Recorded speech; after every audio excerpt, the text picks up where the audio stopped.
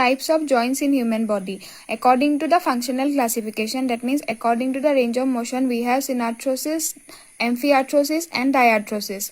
In synarthrosis, they are connected mostly by fibrous tissues. They are mostly immovable joints. Like for example, we have sutures in our skull. So they are a type of synarthrosis type of joint. Then amphiarthrosis, they are slightly movable joints. The joints are mostly connected by cartilaginous tissues. Then diarthrosis, they are freely movable joints. They are also called as synovial joints. So for example, our elbow, shoulder, knee joints are diarthrosis type of joints. The second classification, according to the structural classification, they are classified according to the connective tissues. So firstly, we have fibrous joints. So in fibrous joints, as the name suggests, they are connected by fibrous connective tissues. They have mostly collagens. They are mostly immovable joints. According to the structural classification, firstly is the fibrous joints and secondly cartilaginous joints. And as the name suggests, cartilaginous. So they are connected by cartilages, either hyaline cartilage or fibrocartilage. They are slightly movable joints. And thirdly and most importantly, synovial joints. They have fluid-filled cavity which separates the articulating bones. Because of the fluid inside the joints, they allow for free movements in the joints. The synovial joints are further divided into 6 types according to the movement and shape the joints have.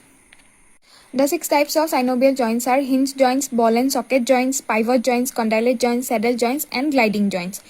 Firstly, the hinge joint. Hinge joint operates like a door, like opening and closing. In our body, some of the examples are elbow joints and knee joints. And secondly, we have ball and socket type of joints.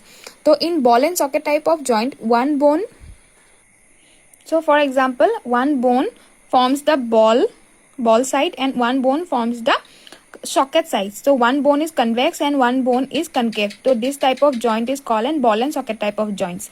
Examples are shoulder joints and hip joints, etc. And thirdly, in pivot type of joints, one bone rotates within the ring formed by the another bone. Suppose in our neck we have rotation movement. We can move our neck side to side. So one bone rotates within the ring formed by the another bone. So this type of joint will be called as pivot joints. Fourthly, we have condylate joints. So here the bone and cavity both will be oval shaped. For example, metacarpalophalangeal joints of the fingers. And fifthly, saddle joints. So in saddle joints, back and forth movement and side to side movements occurs, but no rotations. For example, carpalo-metacarpal joints of the thumb. And in gliding joints, the bone surfaces are plain or flat surfaces. So the gliding or sliding occurs against one another.